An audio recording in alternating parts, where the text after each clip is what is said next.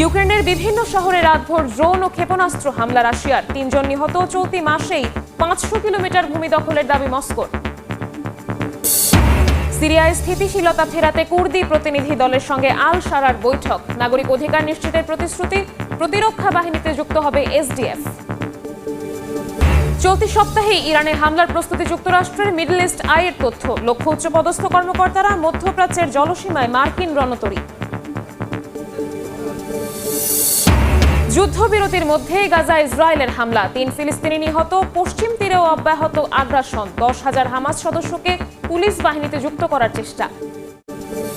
চলতি সপ্তাহের মধ্যেই ইরানে হামলা চালানোর প্রস্তুতি নিচ্ছে যুক্তরাষ্ট্র, এমনটা জানিয়েছে গণমাধ্যম মিডল ইস্ট আই। এই হামলায় দেশটির উচ্চপদস্থ কর্মকর্তাদের লক্ষ্য করা হতে পারে। এর মধ্যেই মধ্যপ্রাচ্যের জলসীমায় পৌঁছেছে যুক্তরাষ্ট্রের বিমানবাহী রণতরী ইউএসএস আব্রাহাম লিঙ্কন ও সহায়ক যুদ্ধজাহাজ। এদিকে যে প্রতিবেশী দেশের ভূমি, আকাশ, জলপথ ব্যবহার করে তেহরানে হামলা চালানো হবে, সেই দেশকে শত্রু রাষ্ট্র হিসেবে বিবেচনা করা হবে বলে হুঁশিয়ারি দিয়েছে ইরানের বিপ্লবী গার্ড বাহিনী। গত সপ্তাহে মার্কিন প্রেসিডেন্ট ডোনাল্ড ট্রাম্প ইরানের ওপর সম্ভাব্য হামলার ইঙ্গিত দিয়ে একটি বিশাল নৌবহর পাঠানোর ঘোষণা দেন। তারই অংশ হিসেবে মার্কিন বিমানবাহী রণতরী ইউএসএস আব্রাহাম লিঙ্কন এবং তার সহায়ক যুদ্ধজাহাজগুলো মধ্যপ্রাচ্যে জলসীমায় পৌঁছেছে। মার্কিন সেন্ট্রাল কমান্ড বা সেন্টকম জানিয়েছে, আঞ্চলিক নিরাপত্তা ও স্থিতিশীলতা বজায় রাখতেই এই নৌবহরটি বর্তমানে মধ্যপ্রাচ্যে অবস্থান করছে। এর মধ্যেই মার্কিন প্রেসিডেন্ট ডোনাল্ড ট্রাম্প হুঁশিয়ারি দিয়ে বলেছেন, তেহরানের উদ্দেশ্যে আরও একটি আর্মাডা বা যুদ্ধজাহাজের বহর রওনা দিয়েছে। মধ্যপ্রাচ্যে মার্কিন বিমানবাহী রণতরী এবং যুদ্ধজাহাজ পৌঁছানোর পর থেকে ইরানে সম্ভাব্য যুক্তরাষ্ট্রের হামলা নিয়ে উত্তেজনা তৈরি হয়েছে। এই উদ্বেগের মধ্যে মধ্যপ্রাচ্যের গালফ অঞ্চলের কর্মকর্তাদের বরাত দিয়ে গণমাধ্যম মিডল ইস্ট আই জানিয়েছে, চলতি সপ্তাহে ইরানে হামলা চালাতে পারে যুক্তরাষ্ট্র। এই হামলায় দেশটির উচ্চপদস্থ কর্মকর্তাদের টার্গেট করা হতে পারে। যদিও বিষয়টি নিয়ে ট্রাম্প প্রশাসনের মধ্যে কিছুটা মতপার্থক্য আছে বলে জানিয়েছে গণমাধ্যমটি। যুক্তরাষ্ট্রের হামলার আশঙ্কার মধ্যে সৌদি যুবরাজ মোহাম্মদ বিন সালমানের সঙ্গে ফোনে কথা বলেছেন ইরানের প্রেসিডেন্ট মাসুদ পেজিশকিয়ান। আলোচনায় আঞ্চলিক স্থিতিশীলতা রক্ষায় ইসলামী দেশগুলোর মধ্যে ঐক্য ও সংহতির গুরুত্ব তুলে ধরেছেন তিনি। ইসলামিক রেভলিউশনারি গার্ড কর্পস সতর্ক করে বলেছে, ইরানের বিরুদ্ধে হামলায় প্রতিবেশী কোনো দেশের ভূমি, আকাশ বা জলসীমা ব্যবহার হলে তাদের শত্রু হিসেবে বিবেচনা করা হবে। মার্কিন বিমানবাহী রণতরী ইরানের জলসীমায় ঢুকলে তা লক্ষ্যবস্তু করারও হুঁশিয়ারি দিয়েছে এই বাহিনী। এদিকে ইরানের সাম্প্রতিক প্রাণঘাতী দমনপীড়নের জেরে উচ্চপদস্থ আইআরজিসি সদস্য সহ ২১ ব্যক্তি ও প্রতিষ্ঠানের সম্পদ জব্দ ও ভিসা নিষেধাজ্ঞা অনুমোদন করতে যাচ্ছে ইউরোপীয় ইউনিয়ন। একই সঙ্গে ইরানের বিরুদ্ধে যুদ্ধ শুরু হলে নীরব না থাকার হুঁশিয়ারি দিয়েছে সশস্ত্র গোষ্ঠী হিজবুল্লাহ। ইরানের সর্বোচ্চ নেতার বিরুদ্ধে যে কোনো হুমকিকে হিজবুল্লাহ নিজেদের বিরুদ্ধে হুমকি হিসেবে বিবেচনা করবে বলে জানিয়েছে গোষ্ঠীটি। ইরানে যদি কোনো কথায় সরকার পতন হয়ে যায়, তাহলে নিজেদের সীমান্তে বাফার জোন তৈরির পরিকল্পনা করছে তুরস্ক।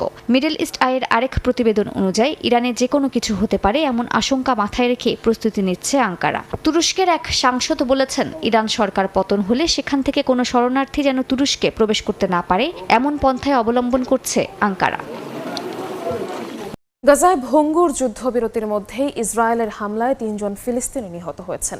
আহত হয়েছেন অন্তত ৩ জন। একই সঙ্গে পশ্চিম তীরে ইসরায়েলি বাহিনীর গুলিতে ২ জন আহত হয়েছেন। এদিকে গাজার নতুন মার্কিন সমর্থিত ফিলিস্তিনি প্রশাসনে হামাস তাদের ১০,০০০ সদস্য বিশিষ্ট পুলিশ বাহিনীকে যুক্ত করার চেষ্টা করছে। যদিও হামাসকে নিরস্ত্রকরণ না করা হলে উপত্যকাটিকে পুনর্গঠন করতে দেয়া হবে না বলে হুঁশিয়ারি দিয়েছেন ইসরায়েলের প্রধানমন্ত্রী বেনিয়ামিন নেতানিয়াহু। ভাইকে হারিয়ে শোকে কাতর মোহাম্মদ আল রিফি। স্থানীয় সময় মঙ্গলবার গাজার পূর্বাঞ্চলের আল সানাফুর ও উত্তরাঞ্চলের তুফা এলাকায় ইসরায়েলি বিমান হামলায় রিফির ভাইসহ কয়েকজন নিহত হয়েছেন। আহত হয়েছেন বেশ কয়েকজন। হামলার সময় এই ফিলিস্তিনিরা কোনো ইয়েলো লাইন অতিক্রম করেনি বলে দাবি স্থানীয়দের। আমার চাচাতো ভাই শহীদ হয়েছেন একটি গ্রিন জোনে, ইয়েলো জোনে নয়। তাহলে ট্রাম্পের সেই শান্তি পরিষদ কোথায়? এই পিস কাউন্সিলের সব কথাই মিথ্যা। আমরা ক্লান্ত। আমরা এই রক্তপাত বন্ধ চাই। একদিন আপন ভাইকে হারাতে হয়, আরেকদিন চাচাতো ভাইকে, আরেকদিন প্রতিবেশীকে। গাজার বাইরে পশ্চিম তীরের দক্ষিণাঞ্চলীয় দাহারিয়ায় ইসরায়েলি সেনাদের গুলিতে কয়েকজন ফিলিস্তিনি আহত হয়েছেন। দাহারিয়ায় সামরিক যান ও স্টান গ্রেনেড বিস্ফোরণের শব্দ শোনা যায়। গাজায় নতুন মার্কিন সমর্থিত ফিলিস্তিনি প্রশাসনে হামাস তার 10,000 সদস্য বিশিষ্ট পুলিশ বাহিনীকে যুক্ত করার চেষ্টা করছে। সম্ভাব্য অস্ত্র সমর্পণের আগে এই দাবি উঠেছে। হামাস জানিয়েছে তাদের প্রায় 40,000 বেসামরিক ও নিরাপত্তা কর্মীকে national committee for the administration of Gaza বা এনসিএজি এর সঙ্গে সহযোগিতার নির্দেশ দেওয়া হয়েছে। মুখপাত্র হাজেম কাশেম জানিয়েছেন মন্ত্রিপরিষদ পুনর্গঠনে প্রস্তুত হামাস। কিছু দপ্তর একীভূত করা, দায়িত্ব পুনর্বণ্টন এবং প্রশাসনিক সংস্কারের মাধ্যমে আন্তর্জাতিক চাপ ও অভ্যন্তরীণ বাস্তবতা সামাল দেওয়ার পরিকল্পনা রয়েছে সংগঠনটির। আমাদের পূর্ণ আস্থা আছে যে এই কমিটি যোগ্য জনবলকে কাজে লাগানোর ভিত্তিতেই কাজ করবে এবং আগের সময় যারা কাজ করেছেন তাদের কারো অধিকার নষ্ট হতে দেবে না। বর্জন, বরখাস্ত বা এ ধরনের যুক্তির বাইরে থেকেই সবার অধিকার নিশ্চিত করার জন্য একাধিক ব্যবস্থা ও একাধিক পথ রয়েছে। এই বিষয়টি মধ্যস্থতাকারীদের সঙ্গেও আলোচনা করা হয়েছে। জেরুজালেমে এক সংবাদ সম্মেলনে ইসরায়েলের প্রধানমন্ত্রী বিনয়ামিন নেতানিয়াহু বলেন, গাজা নিয়ে এখন ইসরায়েলের সামনে দুটি মূল লক্ষ্য রয়েছে। এক, হামাসের অস্ত্র ভেঙে দেয়া এবং 2, গাজাকে সম্পূর্ণভাবে নিরস্ত্রীকরণ করা। উপত্যকাটি পুনর্গঠন প্রসঙ্গে নেতানিয়াহু স্পষ্ট করে বলেন, নিরস্ত্রীকরণের আগে পুনর্গঠনের কোনো প্রশ্নই ওঠে না। তিনি জানান, যুদ্ধবিধ্বস্ত গাজায় পুনর্গঠন শুরু করার যে আলোচনা শোনা যাচ্ছে তা ইসরায়েল মেনে নেবে না। সিরিয়ার প্রেসিডেন্ট আহমেদ আল শারা কুর্দি প্রধান শহর কবার্নের 15 জন প্রভাবশালী ও বুদ্ধিজীবী কুর্দ প্রতিনিধির সঙ্গে গোপন বৈঠক করেছেন। বৈঠকে শারা কুর্দিদের নাগরিক ও সাংস্কৃতিক অধিকার সংরক্ষণের উপর জোর দেন। সিরিয়া সরকার ও কুর্দি নেতৃত্বাধীন এসডিএফ এর মধ্যে একটি প্রাথমিক কাঠামোগত চুক্তি হয়েছে বলে জানিয়েছে সিরীয় গণমাধ্যম। চুক্তিতে প্রতিরক্ষা বাহিনীতে এসডিএফ এর সদস্যদের যুক্ত করার বিষয়টিও অন্তর্ভুক্ত করা হয়। এর মধ্যেই মার্কিন প্রেসিডেন্ট ডোনাল্ড ট্রাম্পের সঙ্গে ফোনালাপে সিরিয়ার ভৌগোলিক অখণ্ডতা ও জাতীয় সার্বভৌমত্বের প্রতি পূর্ণ অঙ্গীকার পুনর্ব্যক্ত করেন আহমেদ আল শারা।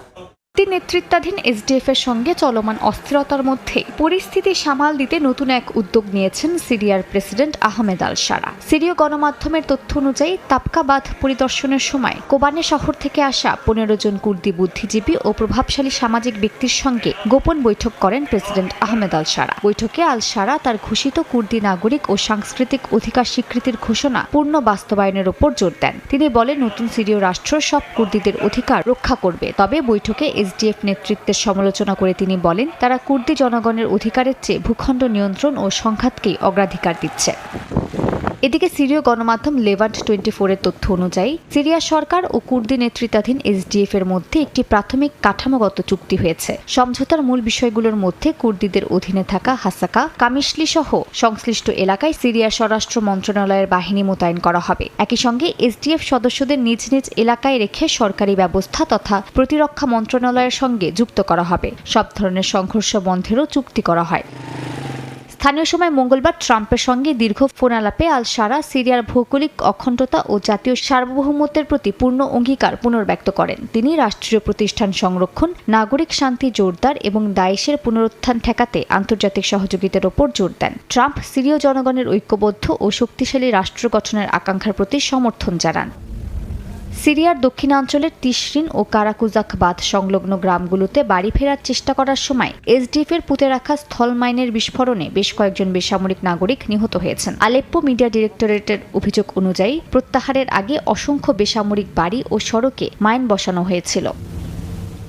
ইউক্রেনের বিভিন্ন শহরে রাশিয়ার জোরদার হামলা অব্যাহত রয়েছে।